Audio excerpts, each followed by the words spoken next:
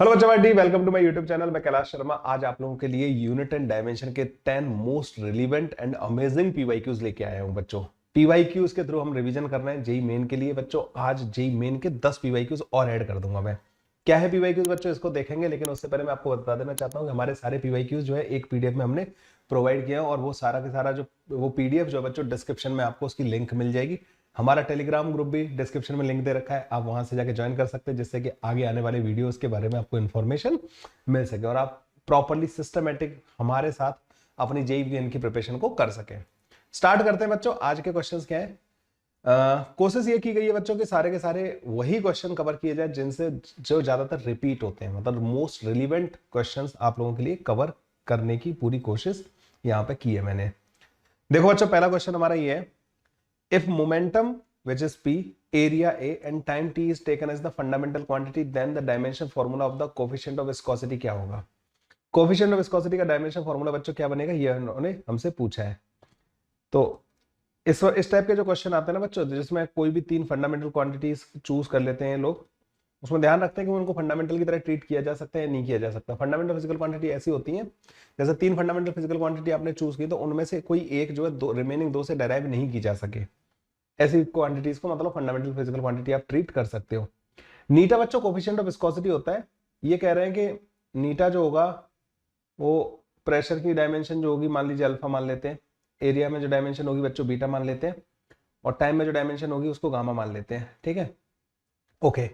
नीटा का कोई फॉर्मूला वगैरह हमें पता है दोनों साइड की बच्चों। इसमें क्या करते हैं हम लोग, प्रिंसिपल ऑफ होमोजेनिटी लगा के बच्चों हम इस टाइप से अल्फा बीटा गामा की वैल्यूज कैलकुलेट करते हैं। यहाँ पे बच्चों नीटा जो होता है ना, आपको अगर विस्कस फोर्स का फॉर्मूला याद हो, विस्कस फोर्स जो होता था वो हमारे पास नीटा into A d v divide by D z होता था, if you remember this formula. तो नीटा का जो डायमेंशन फॉर्मूला आएगा ना, वो आ जाएगा बच्चों d v divide by D z जो होगा, ये तो बच्चों पर सेकंड बचेगा, इधर चला जाएगा। तो इसकी जो यूनिट आएगी ना बच्चों, नीटा की जो यूनिट आएगी, नीटा की जो यूनिट आएगी वो आएगी बच्चों यहाँ से पर सेकंड इधर भेज देंगे हम, तो किलोग्राम पर मीटर, क्योंकि एरिया नीचे जाएगा, पर सेकंड।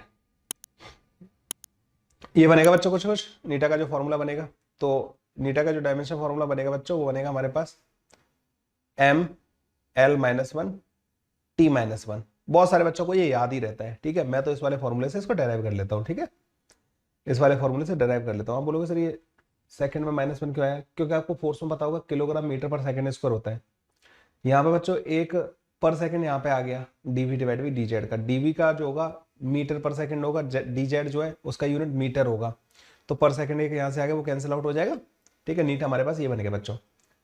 जो प्रेशर होता है, सॉरी प्रेशर नहीं, यहाँ पे लीनियर मोमेंटम, उसका आएगा एम एल टी माइनस का one, m into b होता है ना लीनियर मोमेंटम। एरिया का तो बच्चों डायमेंशन फॉर्मूला एल टू हो जाएगा, और टी का जो हो जाएगा बच्चों वो तो टी के बराबर ही हो जाएगा। ठीक है, वो टी हो जाएगा। अब इन सबको बच्चों यहाँ पे पुट करना स्टार्ट कीजिए। नीटा का जो आएगा बच्चों m L minus one T minus one is equal to momentum की पावर अल्फा ली है हमने, मोमेंटम की जो डायमेंशन ली है, मोमेंटम में जो डायमेंशन है वो अल्फा ली है, तो m alpha l alpha t minus का अल्फा, एरिया हो जाएगा एल टू बीटा, और ये हो जाएगा बच्चों गामा। यहां से बच्चों टी की डायमेंशन कंपेयर करो, पहले तो एम की कंपेयर कर लो, तो अल्फा की वैल्यू बच्चों वन आ जाएगी हमारे पास ना, एम को कंपेयर करोगे ना, अल्फा वन आ गया बच्चों। एल को कंपेयर करते हैं, अल्फा प्लस का टू बीटा, ये बच्चों हमारे पास माइनस का वन के बराबर आ जाएगा। अल्फा की वैल्यू वन है, तो बीटा की वैल्यू बच्चों हमारे पास माइनस का वन आ जाएगी। फिर यहाँ पे कंपेयर करो बच्चों, टी की डायमेंशन जो है माइनस का अल्फा प्लस का gamma, this should be equal to minus का वन। अल्फा की वैल्यू बच्चों हमें कितनी दे रखी है यहाँ पे, वन के बराबर, तो गामा बच्चों हमारे पास जीरो आ जाएगा। ठीक है, तो P A minus one T zero, A option बच्चों इसका करेक्ट ऑप्शन आ जाएगा। ठीक है, ए ऑप्शन बच्चों हमारे पास करेक्ट ऑप्शन आ जाएगा, that is the correct answer. ऐसे करते हैं बच्चों इस टाइप के क्वेश्चन को सॉल्व ना, दोनों साइड के डायमेंशनल फॉर्मूला लिख लेते हैं, दोनों साइड जो फिजिकल क्वांटिटीज होती हैं, और फिर उनकी डायमेंशंस को कंपेयर कर देते हैं। अगले क्वेश्चन में आते हैं बच्चों, an expression of the energy density is given by U is equal to alpha upon beta sine alpha x divide by K T, where alpha and beta are constant, x is the displacement, k is the Boltzmann constant, and t is the temperature. The dimension of beta will be, beta की dimension बच्चों हमसे पूछ रहे हैं। ये energy density का expression है बच्चों ना। अब तुम्हें ये पता होना चाहिए कि साइन जो होता है ना बच्चों, ये वाली चीज ये डायमेंशनलेस होती है पूरी की पूरी ना। तो एनर्जी डेंसिटी बच्चों, एनर्जी डेंसिटी क्या होती है? Energy divide by volume, energy divided by volume. अगर मैं इसका यूनिट लिखूं बच्चों, तो एनर्जी का होता है किलोग्राम मीटर स्क्वायर पर सेकेंड स्क्वायर, ठीक है, ये होता है। वॉल्यूम मतलब मीटर की पावर 3, तो ये आ जाएगा बच्चों किलोग्राम पर मीटर पर सेकेंड स्क्वायर। ये बन जाएगा बच्चों मेरे पास एनर्जी डेंसिटी का फॉर्मूला। और ये तो अल्फा अपॉन बीटा की जो डायमेंशन आएगी ना बच्चों, क्योंकि साइन का तो कोई डायमेंशन होगा नहीं, एम में 1 आएगा बच्चों, एल में -1 आएगा, टी में बच्चों -2 आएगा। ये आ जाएगा बच्चों मेरे पास अल्फा और बीटा का, अल्फा अपॉन बीटा का डायमेंशन, ठीक है बच्चों। ये के टी जो है ना, टी टेम्परेचर है यहाँ पे ना। आपको पता है एनर्जी का फॉर्मूला होता है बच्चों ना, एनर्जी ऑफ मॉलिक्यूल वगैरह जो लिखते हैं ना, वो 1/2 kT corresponding to 1 degree of freedom. तो kT की जो डायमेंशन होगी ना बच्चों, वो मतलब टी, ये स्मॉल टी है, और एनर्जी की डायमेंशन सेम होगी। साइन के अंदर वाला एंगल डायमेंशन लेस होना चाहिए, मतलब अल्फा एक्स की भी डायमेंशन बच्चों एनर्जी होगी, ठीक है, क्योंकि एनर्जी अपॉन एनर्जी होगा तभी तो डायमेंशन लेस आएगा। तो केटी एनर्जी का, केटी का जो यूनिट होता है वो मतलब एनर्जी का यूनिट होता है, और अल्फा एक्स का भी एनर्जी का आएगा। तो अल्फा का जो डायमेंशन आ जाएगा ना बच्चों, अल्फा का डायमेंशन फॉर्मूला जो आ जाएगा, एक्स तो बच्चों ये तो मीटर है, इसको नीचे ले जाएंगे, तो ये फोर्स का डायमेंशन आ जाएगा अल्फा का ना, तो ml t-2 आ जाएगा अल्फा का डायमेंशन। यहां से बच्चों बीटा का जो डायमेंशन आएगा ना, बीटा का डायमेंशन, बीटा को इधर ले जाओ, ml t-2 divided by ml-1 t-2, और ये बच्चों हमारे पास आ जाएगा एल का डायमेंशन 2 आ जाएगा, एम का 0 और टी का भी 0 आ जाएगा। तो m0, एल का 2, t0, डी ऑप्शन बच्चों हमारे पास करेक्ट ऑप्शन आ जाएगा। यही वो क्वेश्चन है बच्चों जो आप लोगों को तैयार करेंगे जेईई मेन के लिए। देखो बढ़िया क्वेश्चन है दोनों के दोनों, पहला क्वेश्चन और दूसरा क्वेश्चन दोनों में ही, और इन दोनों को आपको दिमाग में रखना है, ऐसे ही करना है आपको सॉल्व, ठीक है। साइन और किसी की पावर जो होती है वो भी डायमेंशन लेस होती है, ठीक है, ये ध्यान रखना है आपको ना, साइन कॉस के अंदर वाले एंगल डायमेंशन लेस होते हैं। अगले क्वेश्चन पे आ जाते हैं। Consider the efficiency of the Carnot engine is given by eta is equal to alpha beta divided by sin theta into log beta x divided by kt। लो जी, where alpha and beta are the constant, if t is the temperature, k is the Boltzmann constant, theta is the angular displacement। पहले तो देखो बच्चों इसमें मुझे ये दिख गया sin थीटा, इसका कोई डायमेंशन नहीं आएगा, log के अंदर जो पूरी चीजें ना इसका कोई डायमेंशन नहीं आएगा, और log का इनपुट जो होता है ना बच्चों वो भी डायमेंशन लेस होता है, ठीक है, ये भी डायमेंशन लेस आएगा, बीटा एक्स डिवाइड बाई के टी। तो इन्होंने हमसे पूछा है बच्चों नीटा एफिशिएंसी, एफिशिएंसी जो होती है बच्चों वो भी डायमेंशन लेस होती है। एफिशिएंसी में क्या लिखते हैं, जैसे work output divided by heat कितनी दी, दोनों की यूनिट जूल में होती है बच्चों या कैलोरी में लिखते हैं, तो नीटा की भी कोई डायमेंशन नहीं आएगी बच्चों ना। तो alpha and beta are constant, T is the temperature, K is the Boltzmann constant, theta is the angular displacement and x is the dimension of the length, then choose the incorrect option. अच्छा ये ध्यान रखना, ये जो दिख रहा है आपको बीटा एक्स डिवाइड बाई के टी, देखो पिछला वाला क्वेश्चन देखो जेईई मेन का पीवाईक्यू, ये अल्फा एक्स डिवाइड बाई के टी लिखा हुआ था, के टी मैंने अभी बताया कि एनर्जी का डायमेंशन होता है इसका, मतलब के टी की जो यूनिट होती है वो एनर्जी वाली यूनिट होती है, ठीक है। सिमिलर टाइप का क्वेश्चन दिख रहा है देखो, इसलिए कहता हूं पीवाईक्यू करके जाया करो बच्चों, पीवाईक्यू में आपको काफी बार कॉन्सेप्ट जो रिपीट होते हुए दिख जाएंगे, सिमिलर टाइप का कॉन्सेप्ट मिल जाएगा आपको। सबसे पहले तो बच्चों यहां पे कह रहे हैं कि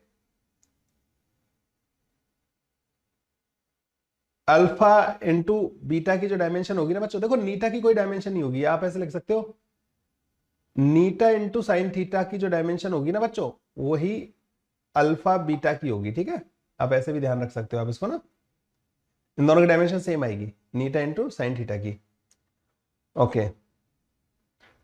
तो यहां पर जैसे इन्होंने बोला है नीटा की power -1 into sine theta is same as that of the alpha into beta. अच्छा नीटा की पावर -1 भी कर दो क्योंकि इसकी कोई डायमेंशन नहीं है, साइन थीटा की तो वैसे ही डायमेंशन नहीं है, ठीक है। तो अच्छा इधर आ जाओ पहले ना, पहले पहले एक काम करते हैं बच्चों, एक एक करके आते हैं। केटी की जो केटी जो होता है ना बच्चों, इसकी यूनिट होती है ना ये एनर्जी, एनर्जी लिखते हैं बच्चों 3/2 केटी करके ऐसे लिखते हैं एनर्जी ना मॉलिक्यूल की, 3/2 केटी, तो केटी की यूनिट जो होगी वो एनर्जी की यूनिट होगी, ठीक है। तो बी एक्स का भी जो यूनिट होगा ना बच्चों वो एनर्जी का ही होगा। Energy force into displacement energy होता है, मतलब बीटा की जो डायमेंशन होगी ना, बीटा और फोर्स की डायमेंशन बच्चों सेम होगी, ये इज इक्वल टू फोर्स का डायमेंशन, ये समझ लेना पहले ना। तो dimension of beta is same as that of the force, ये वाला सही स्टेटमेंट है, लेकिन उन्होंने हमें इनकरेक्ट पूछा है, तो पहला वाला तो हमने चेक कर लिया। अच्छा, अल्फा और बीटा जो है बच्चों डायमेंशन लेस होने चाहिए, डायमेंशन लेस होने चाहिए। क्यों होना चाहिए बच्चों? नीटा एफिशिएंसी की कोई डायमेंशन नहीं होगी, साइन थीटा की कोई डायमेंशन नहीं होगी, लॉग की कोई डायमेंशन नहीं होगी, अल्फा इंटू बीटा की डायमेंशन भी नहीं होनी चाहिए। बीटा की डायमेंशन हमारे पास फोर्स आ गई है, तो अल्फा की जो डायमेंशन होगी ना बच्चों, 1 फोर्स की डायमेंशन जो होगी ना वो होगी 1 फोर्स। तो dimension of alpha -1 into x is that of the energy. तो मैं अगर फोर्स का डायमेंशन लिखूं बच्चों, फोर्स, तो क्या मैं उसको ऐसे लिख सकता हूं 1 अल्फा का डायमेंशन, अल्फा तो अल्फा की पावर -1 ऐसे करके लिख सकता हूं मैं, फोर्स का डायमेंशन और अल्फा की पावर -1 का डायमेंशन सेम होगा। ये वाली बात समझ में आई? फोर्स को अगर मैं डिस्प्लेसमेंट से मल्टीप्लाई करूंगा तो इसकी यूनिट एनर्जी वाली यूनिट आएगी, और अल्फा की पावर -1 को डिस्प्लेसमेंट से मल्टीप्लाई करूंगा तो एनर्जी आ जाएगा। तो डायमेंशन ऑफ अल्फा की power -1 into x is same as that of the energy, ये भी सही हो जाएगा। ठीक है, dimension of alpha is same as that of the beta, ये गलत हो जाएगा। अल्फा और बीटा की दोनों की डायमेंशन नहीं आ रही है, alpha into beta dimensionless आ रहा है, मतलब अल्फा की डायमेंशन बीटा की पावर -1 डायमेंशन के बराबर होगी, इसलिए गलत है बच्चों। यही हमारा आंसर होगा, डी ऑप्शन हमारा बच्चों इसका करेक्ट ऑप्शन होगा। ठीक है, डी ऑप्शन करेक्ट है। ये तो मैंने तुम्हें बता दिया था कि नीटा की पावर -1, यहाँ पे आपको लग रहा होगा कि सर नीटा इंटू साइन थीटा की पावर डायमेंशन लेस आ रहा है। भाई नीटा की पावर -1 भी लगा दोगे तो नीटा की तो वैसे डायमेंशन ही नहीं होती है, तो नीटा लिखो या नीटा की पावर -1 लिखो, उससे डायमेंशन में फॉर्मूला में कोई फर्क ही नहीं पड़ेगा। तो अल्फा बीटा जो होगा वो डायमेंशन लेस होगा, मतलब ये भी डायमेंशन लेस होगा, है ना। तो ये 3 करेक्ट थे, ये वाला इनकरेक्ट था, और इनकरेक्ट इन्होंने पूछा था बच्चों, हमारे पास डी ऑप्शन आ जाएगा। यूनिट एंड डायमेंशन के क्वेश्चन आते हैं ऐसे ही बच्चों। Given below are the two statement labelled as the assertion and the reason. ठीक है, असर्शन ये दे रखा है कि time period of the oscillation of the liquid drop, कुछ हाइड तो नहीं हो रहा है? ओके, मैं हट जाऊंगा। तो time period of the oscillation of the liquid drop depends on the surface tension, density and density rho, ये पी नहीं है बच्चों, रो है, और इसमें भी बच्चों यहाँ पे रो है। ठीक है, और radius of the drop is r, then t जो है बच्चों ये डायमेंशनली करेक्ट बोल रहा है, इस फॉर्मूले को ये डायमेंशनली करेक्ट बोल रहा है। Basically T equal to some constant rho की पावर 1/2, आर की पावर 3/2, एस की पावर -3/4। इसको कह रहे हैं डायमेंशनली करेक्ट है, ये भी हमें चेक करना पड़ेगा कि सही है गलत है। Using dimensional analysis if we get RHS having the different dimension than that of the time period। अभी कह रहे हैं कि ये कह रहे हैं कि वो तो कह रहे हैं कि मतलब ये डायमेंशनली करेक्ट है, दूसरे में कह रहा है कि ये डायमेंशनली इनकरेक्ट है, मतलब ना RHS की डायमेंशन जो है डिफरेंट है टाइम पीरियड की डायमेंशन से, तो हम चेक करना पड़ेगा मतलब ना।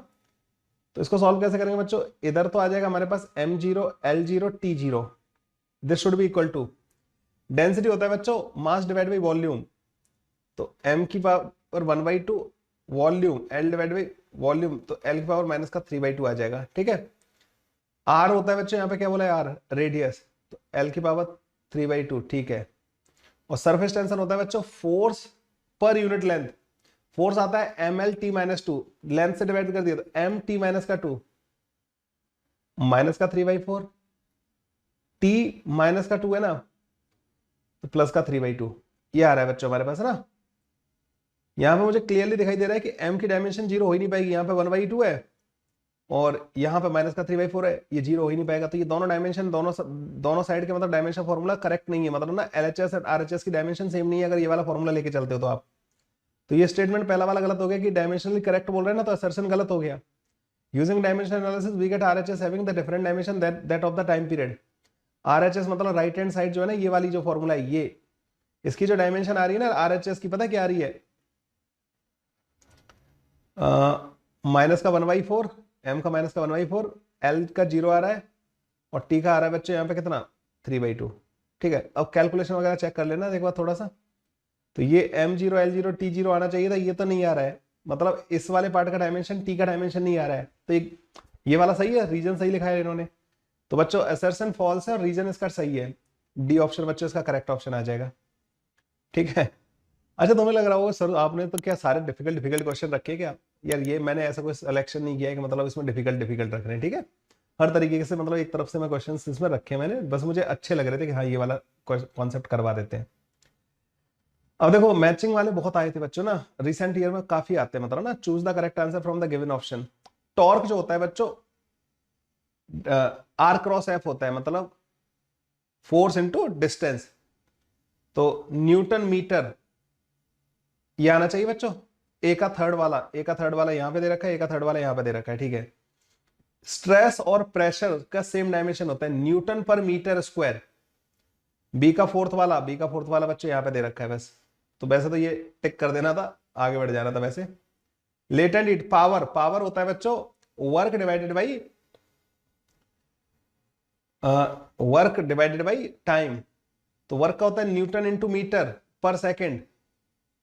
1 आ जाएगा बच्चों ना, डी वाले का 1 यही है, ठीक है, यही आ जाएगा, बाद बाकी सब गलत हो गया। लो जी बी ऑप्शन आ जाएगा, करेक्ट ऑप्शन आते ही आगे बढ़ जाना है हो गया। Okay, if density rho is the density and neta is the coefficient of viscosity of the fluid which flows with a speed v in a pipe of diameter d, the correct formula of Reynolds number will be। वैसे तो Reynold number का formula याद रहता है, Reynold number जो होता है ना बच्चों, रो वी डी डिवाइड बाई नीटा। मैं तो इसको बच्चों को लिखाता हूं, ये फॉर्मूला होता है, तो मुझे नहीं लगता था कि इसमें कुछ करने की जरूरत थी। Rho V D by eta Reynold number, ये आंसर आ जाएगा। फिर भी अगर आपको याद ना हो तो दोनों साइड का ये रेनॉल्ड नंबर डायमेंशन लेस होता है, ठीक है, ये डायमेंशन लेस होता है। Refractive index, friction coefficient, Reynold number, ये सब डायमेंशन लेस होते हैं। तो रो वी डी और नीटा का डायमेंशन सेम आ जाना चाहिए। नीटा का कहां से पता करोगे बच्चों, eta into A D V divide by D Z, ये वाला जो फॉर्मूला था ना, इससे कर लेंगे नीटा का ना। तो force eta a d v divide by D z होता है, तो यहां से बच्चों नीटा की डायमेंशन पता लग जाएगी, नीटा का डायमेंशन फॉर्मूला पता लग जाएगा।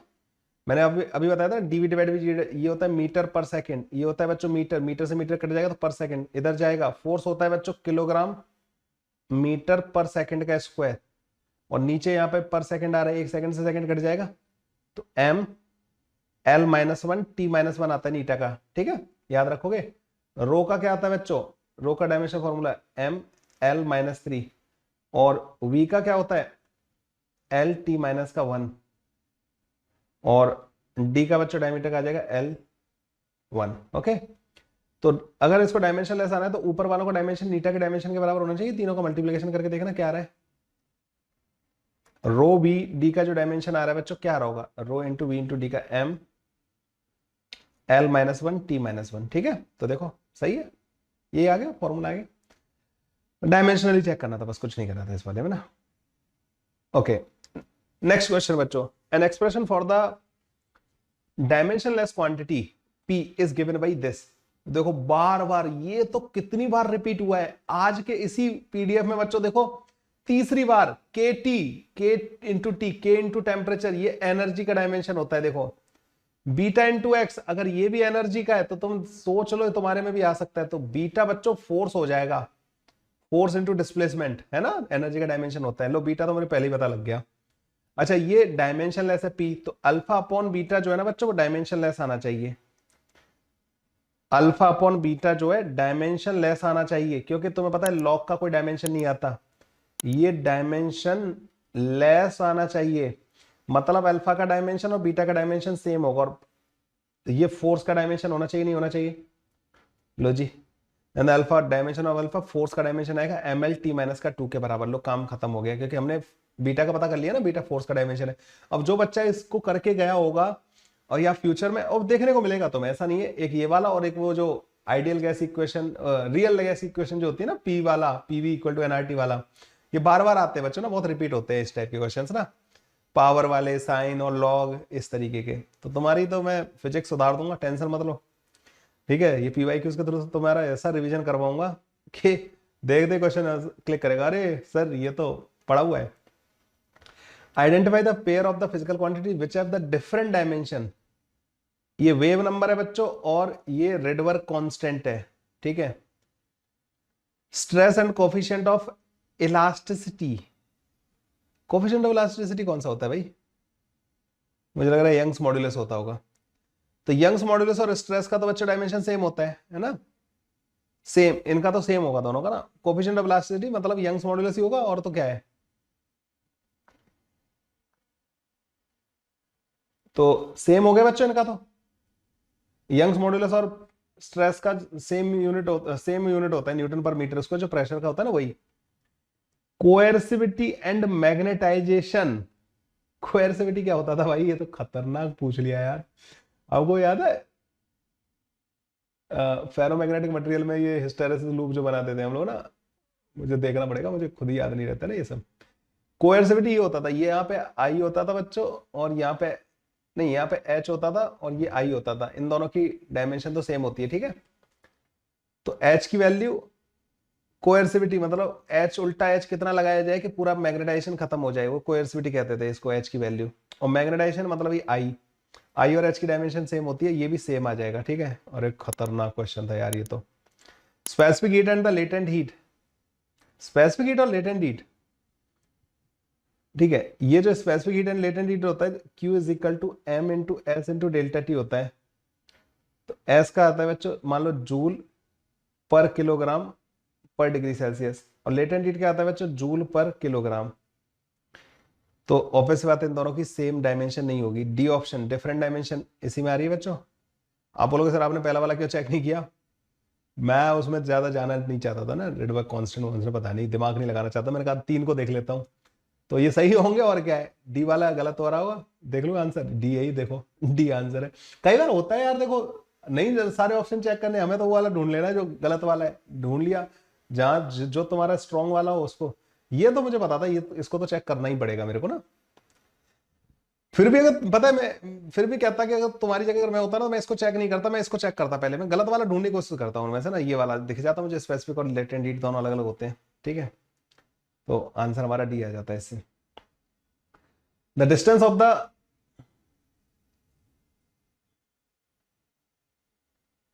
Okay, the distance of the sun from the earth is 1.5 into 10⁻11 metre and its angular diameter is this. अब जैसे एंगुलर डायमीटर का मतलब क्या होता है बच्चों ना, जैसे सन को ऐसे, सन इस तरीके का होता है, और ये इसका जो डायमीटर किसी पॉइंट पे जो एंगल सबटेंड कर रहा होता है ना बच्चों, that is called the angular diameter. 2000 second बोला है इन्होंने ना, व्हेन ऑब्जर्व फ्रॉम द अर्थ। ये जो थीटा है ना बच्चों, 2000 सेकंड, इसको मिनट में कन्वर्ट करो बच्चों, 2000 डिवाइड बाई 60 मिनट, डिग्री में कन्वर्ट करो, 2000 डिवाइड बाई 60 से और डिवाइड कर देना, 3600 डिग्री, ठीक है। इतना आ जाएगा ये थीटा। और डिस्टेंस हमें बताइए बच्चों, ये डिस्टेंस जो है ना 1.5 इंटू 10⁻11 मीटर है। अच्छा, सेंटर वाली लाइन मानो या ये मानो, एक ही बात है, कोई फर्क नहीं पड़ता इससे ना। तो डायमीटर ऑफ द सन, ये जो डायमीटर होगा ना बच्चों, क्या मैं डायमीटर को, सन के डायमीटर को d equal to 1.5 into 10⁻11 into theta लिख सकता हूँ। ये ध्यान रखना, जब भी ऐसे थीटा लिखते हैं ना, तो रेडियन में लिखना होता है, ठीक है। तो 1.5 इंटू 10⁻11 इंटू थीटा कितना आ जाएगा यहाँ पे, 2000 डिवाइड बाई 3600, लेकिन ये डिग्री में, इसको पाई डिवाइड बाई 180 से मल्टीप्लाई कर देना, ये हमारे पास रेडियन में आ जाएगा, ठीक है। काटा पिट्टी तो बहुत करनी पड़ेगी इसमें ना। ओके, 1 2 3 0 उड़ा दो, उड़ा दिए। 6, और ये बनेगा 0.5 इंटू दिस, तो डी की वैल्यू बच्चों कुछ बनेगी हमारे पास, पाई इंटू 10⁻11 डिवाइडेड बाई 36 36 18 216 के बराबर। पाई को करीब करीब 3 ले लूं, 70 बार काटेगा इसको, तो 10⁻10 9 ले लेना, 10 डिवाइड बाई 7 कर लो, 1.4 इंटू 10⁻9,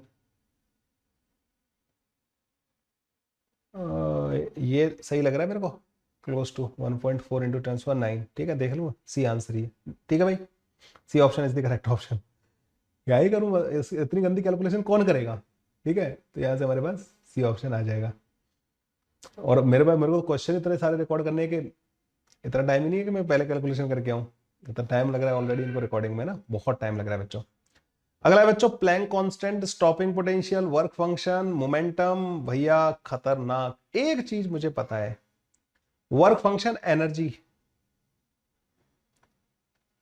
ml/t माइनस का 2, ml/t माइनस का 2 का है 1 वाले में, तो थर्ड वाले का सी वाले का 1 यहां पे दिख रहा है मेरे को, बस खत्म।